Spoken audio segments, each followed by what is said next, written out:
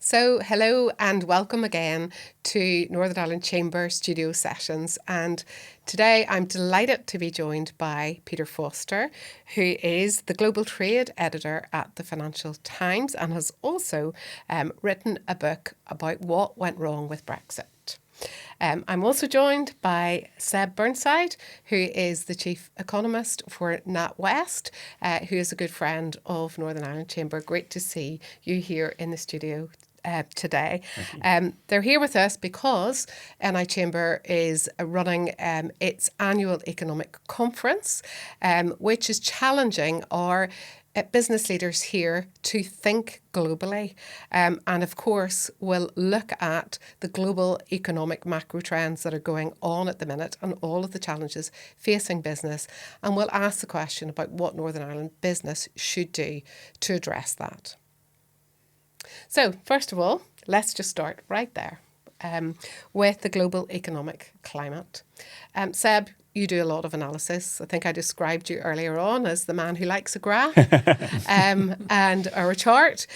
So just tell us from your perspective, having looked at the data, how well is Northern Ireland business performing in a UK context right now? And what do you think lies ahead? Yeah, certainly. So we're recording this on the 21st of April. Things moved by the day, so important to anchor that. And I think a couple of comments first on how we were seeing things evolve at the start of the year before the war in the Middle East, and concerns on energy honed into view. I think this was a good start to the year. We saw at a macro level, a gradual easing in the pace of price rises. We've seen some improvement in business confidence, quite broad-based across quite a few different sectors. Okay. And so it was an encouraging start to the year. But yet again, we're in a situation where the economics and the politics have never been so intertwined. It was mainly the events for first we had Greenland and then Venezuela and then most significantly for 2026. We think at this early stage is the conflict in the Middle East and the concerns about energy prices rolling through that. So an encouraging start to the year, but really businesses right now are wrestling with what is this going to mean? How long term is this going to be? And trying to understand really all the ramifications from that. And Peter, what do you think lies ahead for business? What are the challenges do you foresee that lie ahead for them, given the global context that we're facing at the minute? I mean, I think we're all aware that the big known unknown is how deep and how long the energy crisis that flows from the Iran war goes. Mm-hmm. I would be personally very cautious about getting over optimistic. The markets bounce every time Trump comes out and says we're going to have a deal. Okay. Trump has given Iran the opportunity to show the power that comes with controlling the strait. Getting a deal that is acceptable to the Saudis and the Gulf countries that doesn't involve the Iranians running a kind of toll booth through the Strait of Hormuz is going to be incredibly difficult. And so, my hunch is that Iran is going to surprise on the downside over certainly the next 12 months. I don't think there's going to be a quick resolution. You've already seen just in the last week talk of a ceasefire deal, etc., unraveling because it doesn't mean what Donald Trump thinks it means. So I think that would be my sort of negative outlook. I think on the trade side, Trump's tariffs haven't helped. So you do see suppression of UK goods exports into the United States. Worldwide, nonetheless, global trade, goods and services exceeded 35 trillion last year. It's growing at 5%. The AI boom is behind that, right? The AI build out is a big part of global physical trade. We have seen some quite big supply chain shifts. Chinese exports into the US down 30%, but overall China's trade surplus over $1 trillion from November. And what you're seeing there is rerouting into Vietnam, into India, particularly on some of those those goods like gaming consoles, chip-based products, iPhones, etc. So I think that's the kind of the immediate outlook, and then that's a reasonably stable world. So even though the tariffs were ruled illegal, from my conversations in Washington and in Brussels, I think the Trump administration's got other fish to fry, and whilst there will be changes, so we can talk about the new steel and aluminium tariff regime and how that's changed, and the slightly more political nature of these Section 301 tariffs that they're going to use to try and make up the difference from the lost IEEPA tariffs, to use the jargon, the ones that were ruled illegal by the Supreme Court. In the round, I think the Trump administration doesn't want to overly rock the boat. So that would be the kind of positive outlook going forward. And what do you think that means for the British government and the Northern Ireland executive here as well? Obviously, the slow growth is what's forecast, and you have all this turmoil going on globally. What do you think they should be doing? Well, they're in a rock and a hard place. I defer to Seb here, right? But slow growth is driven in part by rising inflation. We're in a stagflatory world where prices are stuck and inflation's going up. And if I'm right about Iran, those problems get worse. And there's less essential fiscal headroom to drive any kind of stimulus. If you really want to hold out for something exciting, there's a Trump Xi Jinping summit happening in May. Is there some kind of reframing of the kind of big problem here, which is that China produces too much? China's economy is soft. If China produces less, can it be convinced to consume more? And so for those businesses that are involved in global supply chains that are need to export into China. Remember, China isn't just an exporting behemoth; it's also an importer, and its imports have been going down. If China could consume more, that would be an exporting opportunity, either direct or indirect for British business. But the macro policy environment, I defer to Seb here, is really tricky. If you're Rachel Reeves and you're sat in the Treasury, even from when she made her spring statement. Look at. They call them the BIFs now, don't they? Britain, Italy, and France, right? That's right. The markets, the bond markets, don't love British debt right now. They look at the economy, they look at the overall investment picture, and they're not rushing to lend the British government money. And when they are, they want to charge more for it. Yeah. And all of that is squeezed on Rachel Reeves' fiscal headroom. I think it's a really interesting angle here, specifically on how Northern Ireland businesses have responded so far, which is when we were having this conference a year ago, Northern Ireland saw a bigger hit to confidence in things like our growth tracker relative to other parts of the UK, because it's so much more open, so much more exposed to global trade, and precisely those forces that Peter was articulating. This time around, slightly different shaped shock. Some distinctive features, particularly around cost of fuel going up, obviously, are more significant for many Northern Irish households. But for Northern Ireland businesses, actually, in our latest data, they're showing, this is relative, right, but they're showing greater levels of resilience. There is less damage being done to their confidence and their stated growth performance than every other region of the UK right now. So silver linings, and it's all relative. We'd all rather not have a shock, but Do they say why? So I think the more international facing feature of their customer bases is a core part of it. But I also suspect there's an element of because it was the gas market that was so acutely affected in the Russia-Ukraine crisis, that The bounce back. There's some nuances and differences this time around, which are playing a bit differently. Yeah, and I think, we do a quarterly economic survey that reinforces just what you have said about that level of resilience.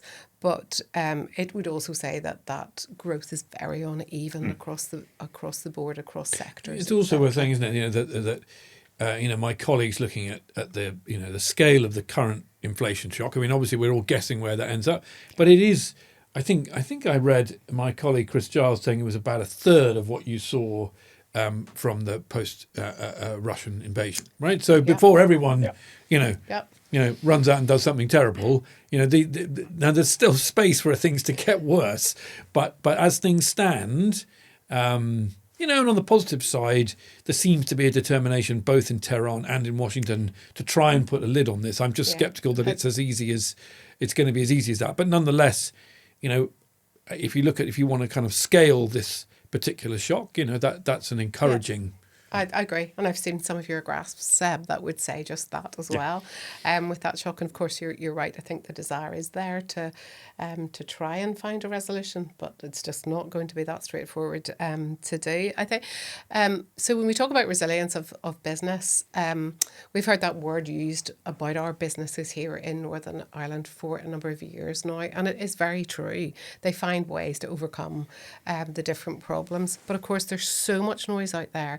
They have been hit by so many challenges, so many pressures, and then there's so much noise out there about geopolitics and energy crisis and trade and all of that realignment of trade. What would you say to the businesses watching this about what signals they should really look out for? How do they cut through that noise? What should they really be looking out for when they're making their assessments about what was really happening globally and how they should adjust their business models? So my bid on that would be two elements. One, focus on doing the best job for your customers, because if you're distracted, and some of the news flow and particularly the way that these developments manifest themselves, it does feel it is coming through in a manner which it is easy to be distracted by.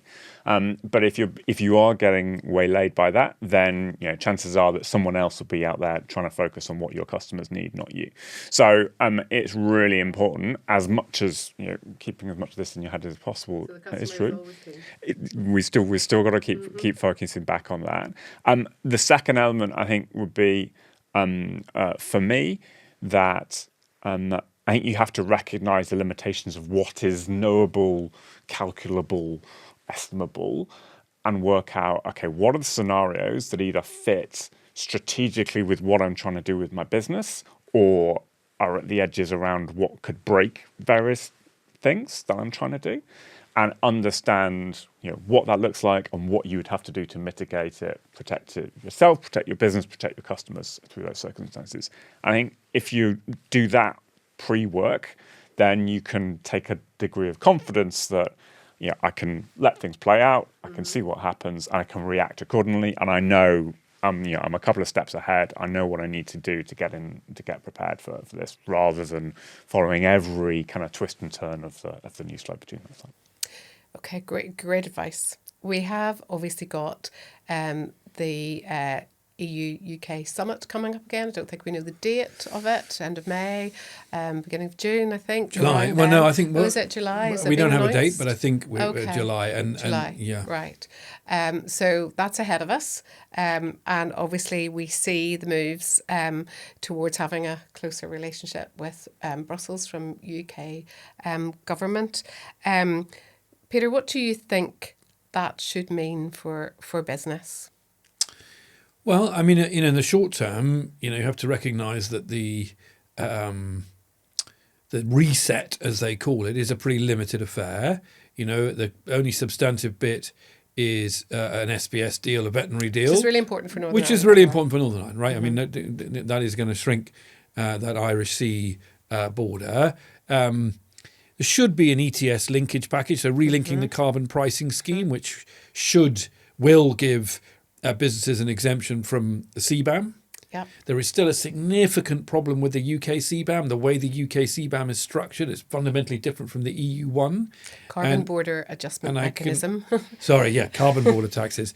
Yeah. And those businesses that are exposed to that, cement, steel, ceramics, etc., and actually coming down the tracks are going to be more categories on the EU side, I think are going to struggle, but the UK EU deal should make that easier. There is also, the last leg of it, if there can be agreement on money, a deal to get access again to the single internal energy market for the EU. For everybody else, you're left with a sort of vague promise that we're going to do a bit more alignment. Mm-hmm. And I think the reality of that is that you get in the European side quite quickly into a difficult conversation about if you're not accepting free movement of people, if you're not accepting the need to pay into cohesion funds, which are the structural funds in the EU, then you're not going to end up with a kind of what they call a Swiss-style deal, not least because actually the Swiss have just done a deal which has got to go to a referendum probably next year, and the Commission definitely doesn't want to give any freebies. Yeah. You have a very weak Prime Minister in London, menaced by the spectre of Mr. Brexit himself, yes. Nigel Farage, promising to rip up any reset deal. We're kind of back to, we're leaving the European Convention on Human Rights. Of course, this place, the Good Friday Agreement is underpinned by that piece of legislation. I don't know if it would blow up the TCA entirely. You can envisage a world maybe where different legal structures could be put in place, but all of that kind of uncertainty that hangs over the British political scene means that I really wouldn't hold out for a significant improvement in UK-EU trading conditions and, more importantly, investment conditions. So what we've seen in recent... I think the thing that everybody underestimated in their models of what damage Brexit would do was just how marginal competitive disadvantage, and that's one of the things about the Northern Ireland's dual place in the world, but marginal competitive disadvantage dissuades global boardrooms from investing in GB at least, right? And there is some evidence that it persuades them to invest in NI, but there is something where the more that marginal competitive disadvantage deters investment, the bigger the potential prize for Northern Ireland. I'm going to offer one glimmer of something that we would hope to come out of that summit, which for me would be, it's really clear that there's huge commonality of incentives around between the UK and Europe on defence cooperation, and I think you articulated the trade-offs and the prices for any prizes we might seek to gain from cooperation there. And energy security and food security. So energy security I buy, like the North Sea wind, we're going to generate massive amounts of electricity, right? And actually for the greening of the European grid, it's in their interest to make the trading of that electricity functional. And this deal that they did in the TCA, in the Boris Johnson deal called loose volume coupling, and I will not bore you with that, but it doesn't work. And so that is important if you're in wind power generation, you're trading electricity. I'm less confident about defence, actually. I think we saw in November last year this attempt by the UK to get into this 150 billion euro loan facility, the SAFE facility, breaks down because essentially French desire to protect indigenous European industries. But Europe's record on defence procurement is dismal, right? This thing PESCO that they've got, there's too many arms, too many tanks, too many planes, too many... And so... I think there is going to be some big spend. The Germans particularly are going to spend €500 billion. How much of that pie the Brits get, I think is still open to question. I mean, I hope Seb's right. I really do. And the strategic imperatives are massive, but you've got to get it past the French. And what you could say is on the lived experience of what's happened so far. You don't have huge grounds for optimism. Maybe we learned the lesson of SAFE last time, and Seb's right.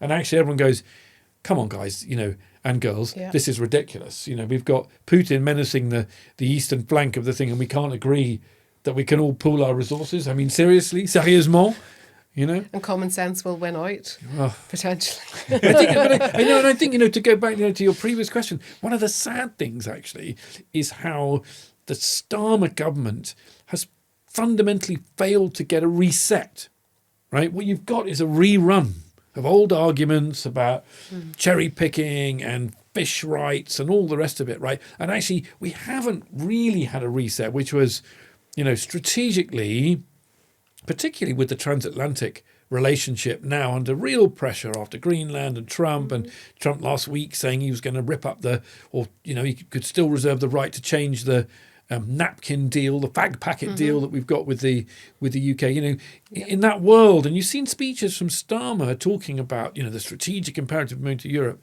but translating that into nuts and bolts agreements that businesses can use, people that move things and make things. We just see time and again that, the politics of that is tricky. Would you agree, Seb? Yeah, I think it is very difficult. Those and the comment there which really resonated with me was the rerunning of old arguments, I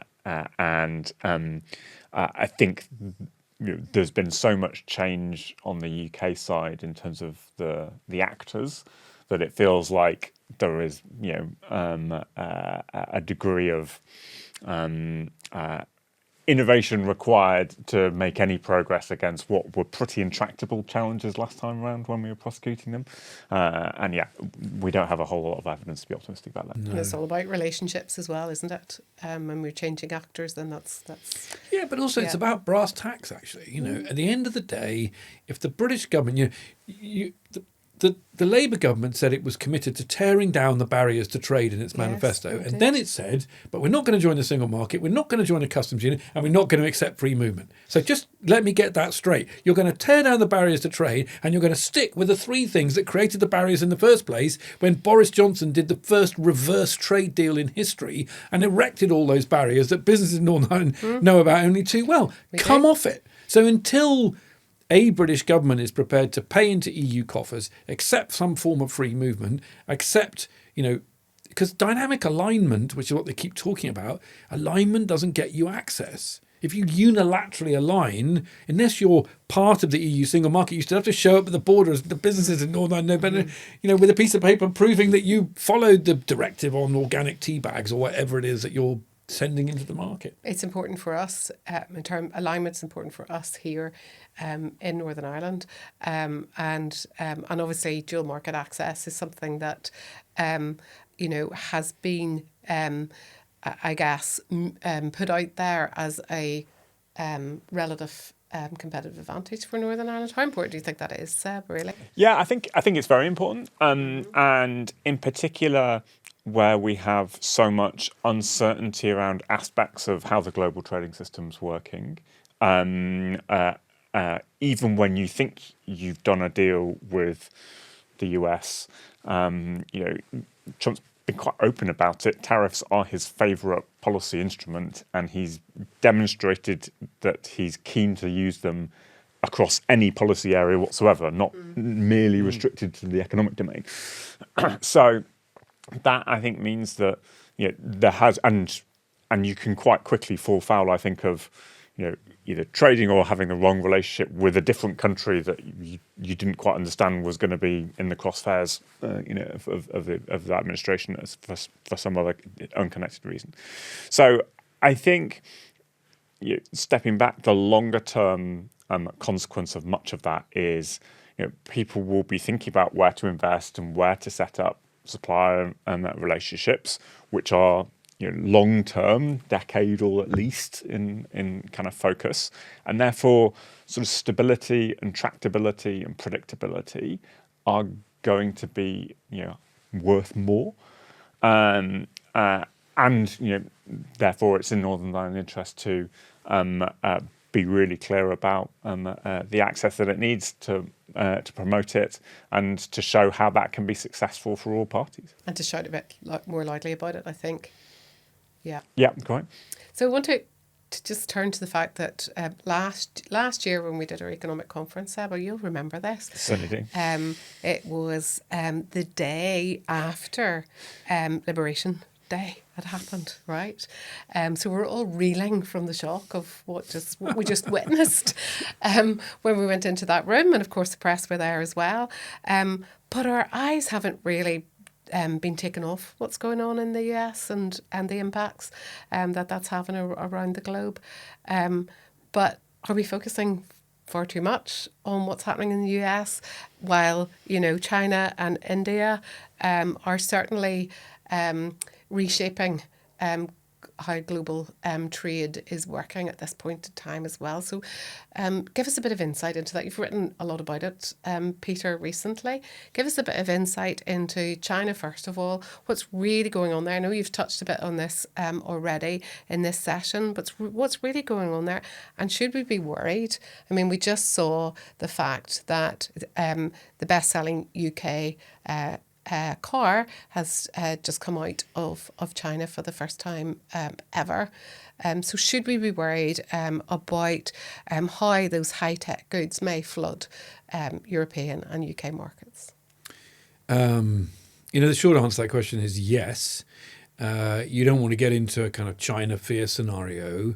The challenge you have with China is that it is a vicious combination of massive production subsidized by below market finance. So the OECD, the group of that does the research, reckons that China's subsidies are about between 4 and 9 times those in other OECD countries, mapped on top of the fact that after the big property crash in China, the Chinese economy is very soft. So although you have very high household savings in China, they're not spending any money because there's no confidence in their economy. And inflation's very low. Well, inflation's picking up actually, but but nonetheless, the net result of that is that China is just massively overproducing, and it's overproducing at both the labour-intensive and the high-tech. So we get what we call the China shock 2.0, where within China there's a kind of race to the bottom. So that someone in the auto industry said to me the other day, there are 114 OEMs making cars in China and 2 are profitable, making EVs in China. So that's what you're up against. Now, the corollary of that is that if you put aside the Trump noise, and remember that Trump put up tariffs on steel and aluminium when in his first term, but Biden didn't take them down. What did Biden do? He kept those tariffs and he started these Mercantilist Act, the CHIPS Act and the Inflation Reduction Act. You're now seeing made in Europe, and you're seeing steel tariffs going, doubling and quotas halving, etc. So what I would say, the takeaway is that you're going to see more of this mercantilist, protectionist movement among developed blocks of developed countries. And, that is both probably, Seb will say net, a loss for the global economy, but there will be beneficiaries. And I think what I would say is that what we're seeing here in a Trump madness and volatility aside is something deeply structural. Yep.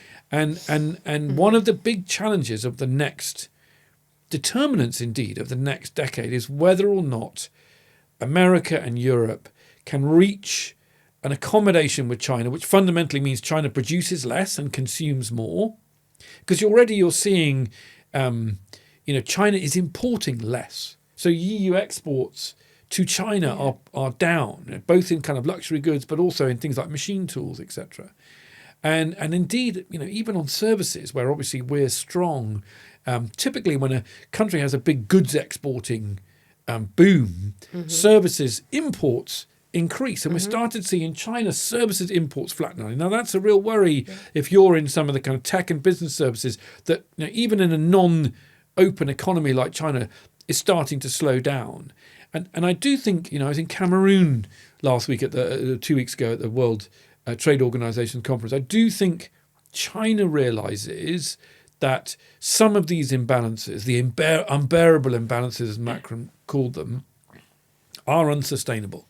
Right. Now, I don't want to be naive for a second, but how that plays out in the next 10 years, I think, is a massive determinant of, all of our politics and economy, right? Because what you're seeing now, the rise of populist politics all over Europe, is driven by these structural economic imbalances where you've got, highly indebted Western economies consuming Chinese goods and, Chinese made goods. and that is the world that we live in, and it needs it's a knot that needs to be cut.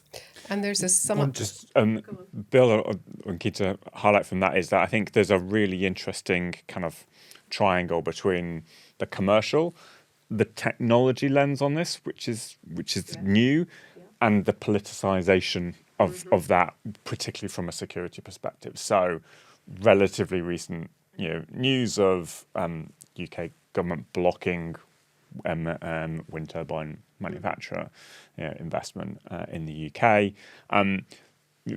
We demonstrably have been okay so far with importing more and more Chinese EVs, but we're going to, as a country, be starting to ask ourselves increasingly further down the list of what we are and aren't comfortable with having Chinese technology be embedded and involved in. And it's not clear where those lines are to be drawn. That's genuinely a very challenging judgment that politicians and society is going to have to make on an evolving basis as we want to have a healthy commercial relationship with China, but also maintain sensible lines on security as well. And who do you think are going to be the winners and losers?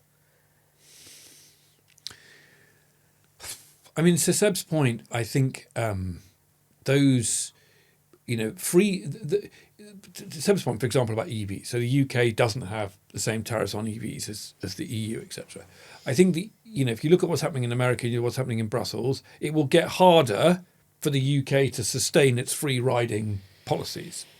So I would bet you're going to see more examples of the kind of the Mingyang wind farm, the Mingyang Chinese company ban, more of that. So if I was looking at particularly strategic sectors like power, grid development, charging infrastructure, the AI build out, drones, defense, all of that tech.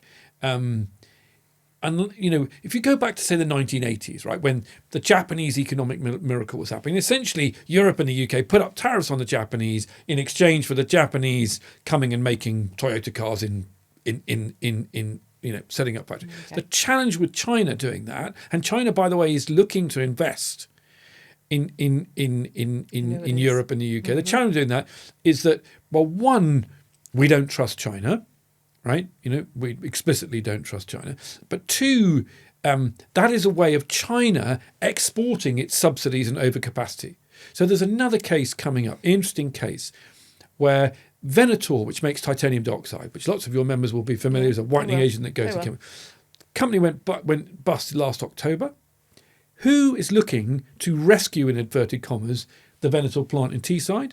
The Lomon Billions Group, the biggest maker of titanium dioxide in China, the apex producer of a system that essentially put Venator out of business. Yeah. So are they rescuing Venator? Are they saving those jobs on Teesside if they're going to implicitly produce subsidised titanium dioxide that might well put the plant in Grimsby owned by a US company Tronox out of business down the line, right? And you're starting to see producers demanding more protection, anti-dumping duties and subsidies, but consumers, and we'll see this with steel and we'll see it with titanium dioxide. You talk to paint makers and coatings makers, they don't want more expensive inputs. They've got higher energy costs, they've got higher labour costs, etc. So that is the tension of our times. But I think the geopolitics points towards more protectionism. So if I was making strategic bets in a boardroom, I would bet that there's going to be more of this, not less. And I would plan accordingly for that, because I just think that the way America is behaving at the moment, and I was in Hong Kong before, 4 or 5 months ago, there's a kind of bullishness in China that underestimates the challenges caused by the backwash of the way that they're doing business, and I think certainly in the near term it's hard to see a fundamental accommodation being reached. I hope I'm wrong. Fascinating. About that. So, Seb, what would you say? Peter just mentioned in the boardroom what he would recommend for some of our executive leaders who are watching this.